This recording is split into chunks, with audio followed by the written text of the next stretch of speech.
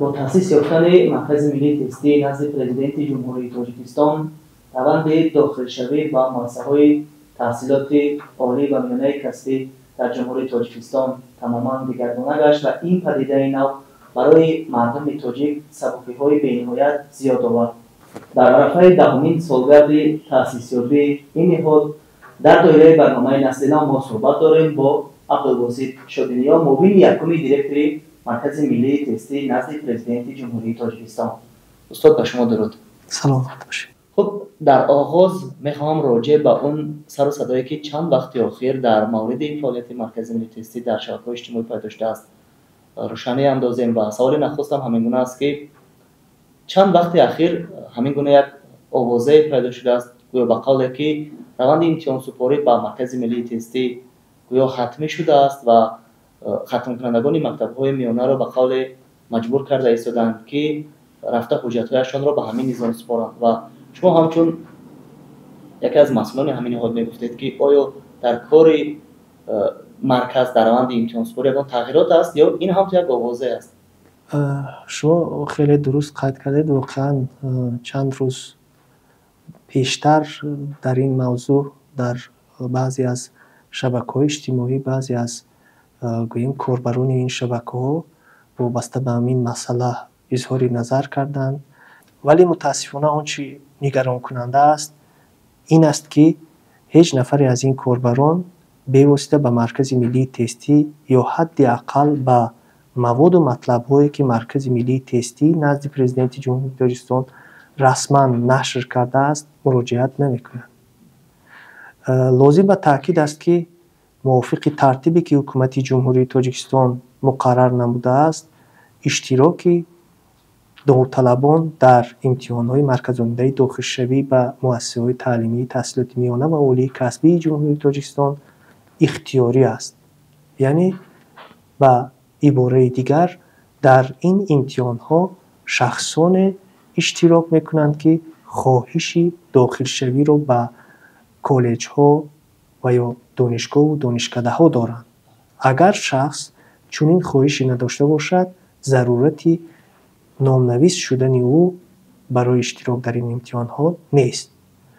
نکته دیگری که می‌خواستم اینجا تاکید سازم، البته در این باره ما در واسطه اخبار عامه نیز بارها گفته‌ایم، حجت اساسی که درباره تمام روند و مرحله‌های امتحان‌های مرکز‌آمده داخلشوی با علاقه‌مندان نظام امتحان‌های مذکور به خصوص داوطلبان و پدر و مادران معلومات مفصل و پررا پیشنهاد می‌نماید، دستور اطلاعاتی و متدی راهنمای داوطلب است. در این دستور نیز ما تاکید کرده ایم که اشتراک در امتحان‌های مرکز‌آمده داخلشوی اختیاری است. سوال دیگر این است که فرض مثال اگر نفر با مرکز ملی تستی حجت‌های خود را سپاری و بعداً نخواست که در روند امتحان سپاری شرکت کند، یعنی از همین خدمت‌رسانی استفاده نبرد، میتواند که مبلغ سپرده خود را بازپس گیرد و این روند چگونه صورت میگیرد؟ برای برگرداندن مبلغ پرداخته داوطلبان جهت خدمت‌رسانی در امتحان‌های مرکز‌آمده داخلشوی ترتیب و قاعده‌ها مقرر کرده شده است. طبق ترتیب و قاعده‌های مذکور هر یک نفری که برای اشتراک در این امتحان‌ها نامنویس شده است حقوق دارد که از اشتراک در این امتحان‌ها دست کشد و اگر این شخص خواهشی بازپس گرفتن مبلغ پرداخته خود را داشته باشد، باید در دایره مهلتی که مرکز برای بازپس گرداندن مبلغ خدمت‌رسانی به شخصانی از اشتراک در امتحان‌ها دست کشیده مقرر کرده است عریضه پیشنهاد نماید. لازم به تاکید است که مرکز همساله بعد از انجام مهلتی به قیدگیری اعلان دخلدار را درباره ترتیب و قاعده‌های پیشنهاد عریضه برای بازپس گرفتن مبلغ خدمت‌رسانی در سامانه خود جایگیر می‌کند و در آن درباره حالت‌هایی که داوطلب می‌تواند برای بازپس گرفتن مبلغ پرداخته‌اش و یا برای بازپس گرفتن قسمی از مبلغ پرداخته‌اش به مرکز مراجعت کند، معلومات مفصل در همین اعلان جایگیر کرده شده است. از جمله اعلان مذکور در سال جاری بعد از انجام دوره یکم یعنی اساسی به قیدگیری روز 3 می در سامانه مرکز گذاشته شد. لازم به قید است که با مقصد آسان کردن کار داوطلبان در این اعلان شکل عریضه نیز ضمیمه کرده شده است. هر یک نفر خواهشمند امکان دارد که با این اعلان از سامانه مرکز شناسایی پیدا نماید. قید کردن ضرور است که در دایره ترتیب مقرر شده مرکز یک دوره معینی دارد که تنها در همان دوره میتواند عریضه داوطلب را وابسته به دست کشیدنش از اشتراک در امتحانات مرکزی داخلشوی قانع گرداند. زیرا بعد از سپری شدن این دوره مرکز دیگر از جهت تکنولوژی امکان قانع گردانیدن عریضه داوطلب را درباره بازپس گردانیدن مبلغ پرداخته‌اش ندارد. چنانچه همگان اطلاع دارند که بعد از آن که دوره به قیدگیری به انجام رسید، ثبت‌های تکراری داوطلبان از سیستم اطلاعاتی حذف کرده می‌شوند. بعد از حذف ثبت‌های تکراری و مهلت مقرر شده تقسیمات داوطلبان به مرکزهای امتحانی صورت می‌گیرد و در اساس این معلومات روندهای دیگری امتحان‌های مرکزی داخلشوی آغاز می‌گردند که بنابر آن بازپس گرداندن مبلغ خدمت رسانی پرداخته داوطلبان با استثنای حالت‌های معین دیگر امکان ناپذیر می‌گردد. یعنی با در نظر داشت تقسیمات داوطلبان به مرکزهای امتحانی و صنفخانه‌های امتحانی روند چاپ مواد امتحانی شروع می‌گردد. با در نظر داشت این مسئله همچنین جلب کارمندان موقتی برای کار در مرکزهای امتحانی صورت می‌گیرد. با در نظر داشت این مسئله همچنین جلب شرکت محافظتی صورت می‌گیرد. با در نظر داشت این مسئله همچنین دیگر کارها انجام داده می‌شود که از جهت تکنولوژی ما در این روند نمی‌توانیم خرج مبلغ پرداخته داوطلب را گوییم که توقیف یا موقوف گذاریم. این امکان پذیر می‌گردد. یعنی تا آغاز همین روندها داوطلب امکان دارد به مرکز مراجعت کند و مبلغ پرداختش رو بازپس گرداند. از این لحاظ موافق اعلانی که ما رسما در سامانه خود نشر کردیم برای داوطلبانی که از اشتراک در امتحانات مرکزی داخلشوی دست کشیدن می‌خواستند و مبلغ خود را گرفتن می‌خواستند، مهلت پیشنهادی عریضه تا 15 می مقرر گردیده بود. یعنی در این دوره می‌توانستند شخصانی از اشتراک در امتحانات مرکزی دست می‌کشیده و مبلغ خود را بازپس گرفتن می‌خواسته به مرکز مراجعت کرده عریضه پیشنهاد نمایند. در مورد روند به قیدگیری داوطلبان شما اشاره کردید که دوره اول یعنی دوره اساسی و امسال ما شاهد شدیم که همین دوره اساسی باز 2 روز دیگر تمدید شد و در نظر است که باز دوره ایلاوگی به قیدگیری داوطلبان شروع شود و می گفتید که ضرورت تمدید و ضرورت راه اندازی دوره ایلاوگی در چی است؟ آیا تعداد داوطلبان خیلی زیادند؟ شما درست قید کردید. واقعا سال جاری بنابر مراجعت داوطلبان و بنابر موجود بودن خواهشمندان در بعضی از نقطه‌های به قیدگیری مهلت دوره اساسی به قیدگیری علاوه‌اً 2 روز دیگر تمدید کرده شد و آن تا 2 می به راه مانده شد. اگر در مورد ضرورت ما گوییم باید به نظر گرفت که دوره اساسی به قیدگیری داوطلبان که آن را دوره یکم میگویند برای داوطلبان در انتخاب مرکز امتحانی امکان میدهد. دوره های بعدی در انتخاب مرکزهای امتحانی برای داوطلبان بعضی از محدودیت ها هست. از این لحاظ قسمت زیادی داوطلبان خواهش آن را دارند که در دوره یکمی به قیدگیری نامنویس شوند و برای خود شهر یا ناحیه نزدیکترینی برایشان مناسب را به عنوان مکان امتحان سپاری انتخاب کنند. در دوره های بعدی باشد ما همگی در یک چند مثلا در دوره اساسی به قیدگیری و داوطلبان برای انتخاب 20 شهر و ناحیه پیشنهاد کرده شود، در دوره دومی به قیدگیری برای امتحان سپاری داوطلبان در برابر شهر دوشنبه همچنین شهرهای خوجند، پنجکند، باختر، کولاب و خروق پیشنهاد کرده می شود. یعنی ببینید در اینجا چقدر محدودیت ها است. ما با مقصد آسان کردن امتحان سپاری داوطلبان امکان دادیم که داوطلبان در دوام 2 روز علاوگی خود را نامنویس کنند و مکان امتحان سپاری برایشان موافق را انتخاب کنند. لطفاً به این نکته توجه داده شود. تنها در انتخاب اختصاص ها هیچ محدودیتی نباشد، لیکن در دوره های 3 و 4 در انتخاب اختصاص ها محدودیت ها هست. چنانچه در دوره 3 به قیدگیری داوطلبان برای اشتراک در امتحانات مرکز عمومی داخل شوی اختصاص های پیشنهاد کرده می شوند که از روی آنها طبق نتیجه های تقسیماتی برای داوطلبان در 2 دوره قبلی نامنویس شده گذرانیده شده جای های خالی باقی مانده‌اند و در دوره 4 به قیدگیری باشد تنها اختصاص های دارای جای های خالی از روی شکل فاصلوی و غایبانه تحصیل پیشنهاد کرده می شود. همه این ترتیب و قاعده ها پیش از همه با مقصد آن است که هم شهروندان خواهشمند گرفتن تحصیلات میانه و یا عالی کسبی امکان اشتراک را در امتحانات مرکز عمومی داخل شوی داشته باشند و هم مؤسسه های تعلیمی نیز امکان داشته باشند که در دایره جایهای نقشوی قبول نمایند.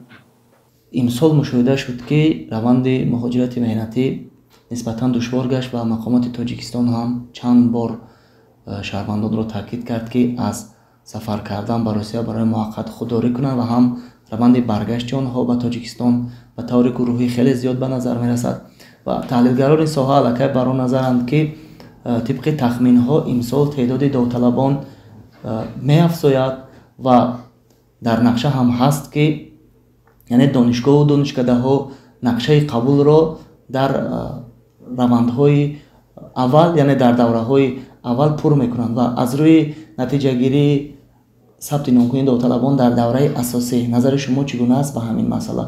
آیا همین عامل یگان تاثیر کرد و تعداد داوطلبان در حال افزایش بود یا نسبت به سال آینده گذشته یا همین گونه باقی ماند؟ واقعا موافق معلومات آماری دوره یکم یعنی اساسی و قیدگیری داوطلبان تعداد داوطلبان در این دوره در زمینه تحصیلات میانه عمومی یعنی صنف 11 ابتدایی و میانه کسبی نامنویس شده نسبت به همین نشان دهنده سال 2023 4420 نفر یا قریب 6% زیادتر است. همچنین اگر ما به تعداد داوطلبان دارای تحصیلات عمومی اساسی یعنی صنف 9 در دوره یکم به قیدگیری نامنویس شده نظر افکنیم تعداد آنها نیز نسبت به همین نشان دهنده سال 2023 زیادتر است. یعنی تعداد چنین داوطلبان سال جاری 17058 نفر را تشکیل داد که این نسبت به همین نشان دهنده سال 2023 حدود 4000 یا به عباره دیگر 30% زیادتر است. البته زیاد بودن تعداد داوطلبان پیش از همه برای تأمین حد اکثر اجرای نقشه قبول مساعدت میکند. ما گفته نمیتوانیم که در همه مؤسسات تعلیمی اجرای نقشه قبول 100% را تشکیل خواهد داد، لیکن از روی تحلیل های ما اجرای نقشه قبول دانشجویان از روی اختصاص ها و مؤسسه های سر انتخاب البته نشان دهنده بلند خواهد داشت. سال خونشی 2023-2024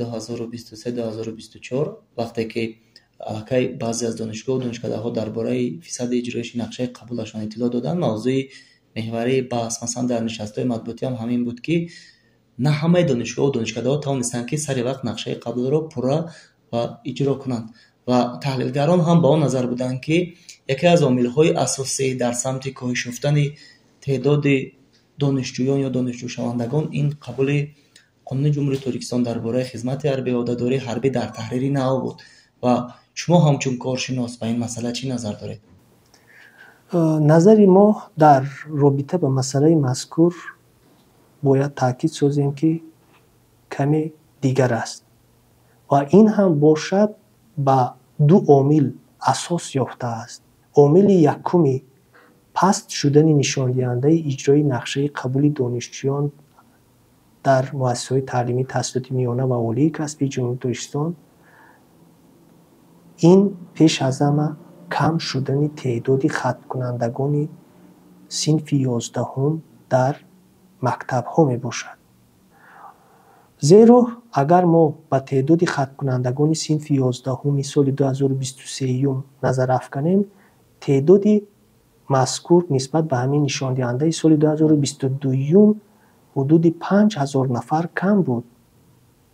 عامل دیگری که واقعاً با پست گردیدن نشان دهنده اجرای نقشه قبول دانشجویان آورده رساند، این زیاد گردیدن تعداد جایهای نقشوی کالج ها و دانشگاه و دانشکده ها می باشد. طوری که معلوم است تعداد خود مؤسسه‌های تعلیمی، چی مؤسسه‌های تعلیمی تحصیلاتی میانه کسبی باشد چی مؤسسه‌های تعلیمی تحصیلاتی عالی کسبی، زیاد گردیده ایستاده است. در رابطه با این تعداد جایهای نقشوی نیز زیاد می‌گردد. بله، همچنین در بعضی از مؤسسه‌های تعلیمی تعلیم از روی اختصاص‌های نو به راه مانده می‌شود. همه این البته به اون تاثیر می‌رسانند که باعث آن می‌گردند که نشان دهنده اجرای نقشه قبول دانشجویان از روی اختصاص‌هایی که کم انتخاب می‌باشند و همچنین از روی در مؤسسه‌های تعلیمی که کم انتخابند پست گردند. خوب میشد در مورد هر یک اختصاصی که در مؤسسه تعلیمی از روی آن آموزش دانشجویان به راه مانده شده است توسط واسطه‌های اخباری عامه فهمانیده شود. خود ماهیت اختصاص، درباره اهمیت همین اختصاص در ساحه‌های دخلدار کشور و همچنین موضوعهای دیگری مربوط به اختصاص، این کار را تنها مؤسسه‌های تعلیمی انجام داده می‌توانند، زیرا در رابطه با این اختصاص‌ها ما امکان گذراندن چاره‌بینی‌های اطلاع رسانی و تشویقاتی را نداریم، زیرا در این صورت گوییم که این کار کمی نادرست می‌شود. مرکز خوب ندارد اختصاص یک مؤسسه را نسبت به مؤسسه دیگر بالا گذارد. این کار باید از جانب خود مؤسسه‌های تعلیمی انجام داده شود. خب تشکر استاد. یکی از سر و صداهای دیگری که تقریبا همه ساله از زمانی آنی که مرکز ملی تأسیس یافت ما میشنویم، این شکایت یا به قول ناراضگی مسئولین بعضی از مؤسسه‌های عالی هست که رویه‌های ایجادی دارند و مثل تئاتر و کینو، صنعت، ژورنالیستیک، موسیقی، همزمان تربیت جسمانی، صنعت تصویری و مسئولین اکثر از این چنین مؤسسه‌ها خواهان آن هستند که همین گونه اختصاص‌ها از نظام امتحان‌های مرکز‌آموزی داخل شوی از نظام مرکز ملی تستی بیرون کرده شوند، اگرچه در چنین اختصاص‌ها امتحان‌های ایجادی و مهارت رواست، ولی آنها میگویند که ما نمیتوانیم که دانشجوی دلخواه همان را پیدا کنیم و در آینده از آنها متخصصان ایجادی آماده نماییم. و هرچند همین سوال، همین موضوع همه سال مطرح میشوند و آنها مرکز ملی تستی را با خاموشی بیشتر گناهکار میکنند و میگویند که ما یعنی که بانگ استیراب میزنیم در همین موارد، ولی مرکز ملی تستی در راستای ما پاسخ نمیدهد و من میخوام که این لحظه پاسخ شما رو بشنوم در رابطه با همین گونه سر و صداها. واقعا مسئله‌ای که شما مطرح کردید در رابطه با امتحانات مرکزآموزی داخل شوی جای دارد و اوید به این مسئله ما همه ساله خلاصه خود را نیز به مقامات داخلدار پیشنهاد می‌نماییم و هنگام پیشنهاد خلاصه در رابطه با اختصاص‌هایی که سپاریدن امتحانات ایجادی و موارد مخصوص را طلب می‌کنند ما به 3 نکته تاکید می‌سازیم. نکته یکم این طلبات قانونگذاری و تجربه معمول از جمله در کشورهای دیگر. نکته دوم تحلیل واقعی نتیجه ها در دایره امتحانات مرکزالمللی داخلشوی. سوم عامل هایی که باعث راه یافتن داوطلبان به قول بعضی از مسئولین به استعداد یا کم استعداد به بعضی از مؤسسات تعلیمی. اگر ما به طلبات قانونگذاری و تجربه معمول نظر افکنیم، طبق طلبات قانونگذاری وقتی سخن درباره تحصیلات مثلا عالی کسبی می رود، در اینجا باید به مفهوم تحصیلات عالی کسبی توجه و دقت ضروری داده شود. یعنی در اینجا گپ درباره یگان گوییم که روند آماده سازی یگان نوازنده یا یگان سراینده یا یگان گوییم که شخص دیگر نمی رود. گپ درباره تشکل یک شخصیتی دارای تحصیلات عالی کسبی می رود. بله، از این لحاظ اگر ما به طلبات قانونگذاری نظر افکنیم، طبق طلبات قانونگذاری استانداردها معین گردیدند. طبق این استانداردها ترتیب قبول معین کرده شده است و همچنین اگر ما باز به تجربه کشورهای دیگر نظر افکنیم، در تجربه کشورهای دیگر نیز روند قبول دانشجویان از روی اختصاصهایی که آمادگی مخصوص و یا مهارت مخصوص را طلب میکنند عیناً به طوری که در جمهوری ما براه مانده شده است، در آنها نیز براه مانده شده است. یعنی در مجموع می شود گفت که مثلا چنین دانشگاه ها امکان بیشتر دارند در نسبت به دیگر دانشگاه ها که خودشان به واسطه دانشجوی آینده خودشان را از میان داوطلبا با گذاشتن حالهای مثلا بالاتر بهتر در امتحانهای ایجادی و مهارت انتخاب کنند. یعنی اگر فشرده‌تر کرده گوییم، اگر دانشگاهی مثلا دانشگاه دولتی طبی تاجیکستان دانشجو آینده‌اش را نشناسد، مثلا دانشکده دولتی فرهنگ و صنعت پیش از آنکه که دانشجو به درگاه آنها میآید با آنها الکی صحبت میکند و استعداد و مهارت آنها را میبیند.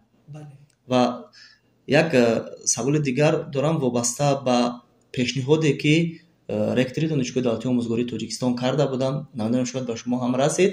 این در نشست مطبوعاتی آخرین بود و گفتم که پیشنهاد مینماییم که تمام امتحانهای ختمی دانشجویان مؤسسه‌های تحصیلات عالی در مرکز ملی تستی گرفته شود تا که شفافیت تامین گردد و دخالت عامل‌های انسانی از همانجا بیرون کرده شود. و من می‌خواستم نظر شما رو در این مورد بفهمم. همگان معلومات دارند و این رو به خوبی درک میکنند که هر کاری که متمرکز کرده شد نتیجه آن خیلی خوبتر خواهد بود، زیرا در کاری که به طور متمرکز انجام داده می شود نظارت به طور قطعی بر راه مانده می شود، در آنجا نظارت تمام روندها آسان می گردد و این رو ما می توانیم در مثال امتحانات مرکزالمللی داخلشوی نیز مشاهده کنیم. ولی باید در نظر گرفت که مرکز از جهت تعداد کارمندان بعضی از محدودیت ها دارد، وابسته به همین محدودیت ها و همچنین محدودیت های دیگری زمانی، چنانچه به همگان معلوم است که قسم زیادی امتحان های دولتی ختم در مؤسسات تعلیمی تحصیلات عالی کسبی به دوره تابستان، یعنی به دوره آمادگی به امتحان های مرکزالمللی داخلشوی راست می آید. از این لحاظ در این دوره ما چنین امکانیتی رو نداریم که در هر یک مؤسسه تعلیمی این کار رو تشکیل نماییم. البته ایده خوب است و ما طرفدار آن هستیم که این گونه روندها نیز تا اندازه متمرکز کرده شوند تا اینکه نظارت آنها باز هم در سطح خوبتر و بهتر برآورده مانده شود. استاد ببینید که در دانشگاه و دانشکده‌ها و کالج آموزشگاه‌ها روند امتحان سپاری تا 2 سال پیشتر تقریبا 100% یا 90% تستی بود. یعنی اونها از روی تست ها نتیجه دانشجویان سنجیده میشد ولی 2 سال اخیر الکی آنها قسما به نظام عنعنوی گذاشتند و همین گونه یک بحث هم پیدا شد که گویا دانشجویی که دوام یک سمستر یک مرحله آموزشی تمام فن را پورا از خود میکند و دانشجویی که با پاسخ دادن به 15-20 سوال از میان 70 سوال، یعنی نمیشود که دانش آنها را با تست قیاس کرد گفتند یا معین نمود و ضرورت راه اندازی شدن سوالنامه یا پرسش شفاهی به میان آمد. یا شما همچون یک کارشناس یا نفر تجربه دار میگفتید که همین گونه یک ضرورت واقعا وجود داشت در دانشگاه و دانشکده ها که آنها باز برگردن به نظام عنعنوی؟ قید کردن ضرور است که هدف از براه ماندن امتحان ها چی در شکل تستی باشد، چی در شکل خطی باشد، چی در شکل دیگر، پیش از همه این ارزیابی کردن دانش، مهارت و ملکه خوانندگان می باشد. و اگر روند مذکور در کدام از این شکل‌هایی که من ذکر کردم با پیش گرفتن روشی علما اساسنام کرده شده و طلبات و قاعده‌های در رابطه به همین شکل امتحان گذرانی مقرر شده براه مانده شود، در این صورت در ارزیابی دانش، مهارت و ملکه خوانندگان هیچ مشکلی پیش نخواهد آمد. یعنی اگر ما گوییم که مشکل تست است، این خطای محض است، زیرا به همگان معلوم است که در دایره های علمی گوییم که جهان ابزار تستی همچون یکی از ابزارهای با اعتمادترین و تامین کننده نتیجه های ابجکتیو شناخته شده است و این رو کسی انکار کرده نمیتواند. ولی باید در نظر گرفت که نه همه تست ها میتوانند این رو تامین کنند، زیرا ما مشاهده میکنیم که در بعضی از حالت ها مواد همچون مواد تستی پیشنهاد می شود که اون رو اصلا مواد تستی نامیدن خطای محض است. از این لحاظ این تصمیم ما نمیدانیم بنابر کدام عامل گرفته شده است، ولی هدف یکچی است: ارزیابی عادلانه و ابجکتیوی دانش و مهارت و ملکه دانشجویان. تقریبا مشاهده می شود که چند سال اخیر در نظام کار مرکز البته تغییرات ها بودند، به ویژه مثلا دست کشیدن از نظام 2 کامپوننت و گذارش به نظام 1 کامپوننت یا دیگر شدن طرز خانه‌پوری سوال ها. و می گفتید که امسال در کار مرکز چه تغییرات ها وجود دارد و در آینده نقشه های شما چگونه است؟ ما کوشش نمودیم که با در نظر داشته تجربه انداخته خود در این نظام بعضی از تغییرات و گوییم که تکمیلات رو وارد سازیم. هدف ما پیش از همه آسان کردن کار دانشجویان است و داوطلبان است. همچنین سال جاری نیز ما یک نوگانی در رابطه با تست ها داریم، چنانچه طوری که معلوم است تا سال 2023 سوال های نوعی کشاده تنها از فن های متماتیک، فیزیک و شیمی پیشنهاد میشد. سال 2023 باشد این گونه سوال و مسئله ها از فن های بیولوژیا و تاریخ نیز جاری کرده شد. سال جاری باشد این گونه سوال و مسئله ها در امتحان های واقعی و داوطلبان از فن گئوگرافیا نیز پیشنهاد کرده می شود. در پیش ما دوره دومی با قیدگیری داوطلبان رو برای اشتراک در امتحان های مرکز عمله داخل شوی داریم. این دوره از 10 تا 30 ایون در شهر دوشنبه و همچنین در شهر و ناحیه های دیگری که در آنها بخش های منطقوی مرکز فعالیت میکنند براه مانده می شود. البته معلومات مفصل در این موضوع پیش از آغاز روند دوره دومی و قیدگیری در سامانه مرکز گذاشته می شود و همچنین ما کوشش می نماییم که این معلومات رو توسط واسطه‌های اخباری عامه دیگر نیز به علاقمندان این نظام رسانیم. سلامت باشید استاد. تشکر برای صحبت خوب، صحبت پرمحتوا و در آینده با کار شما، با کار مرکز ملی تستی برای کامیابی می‌خواهیم. سلامت سربلند باشید.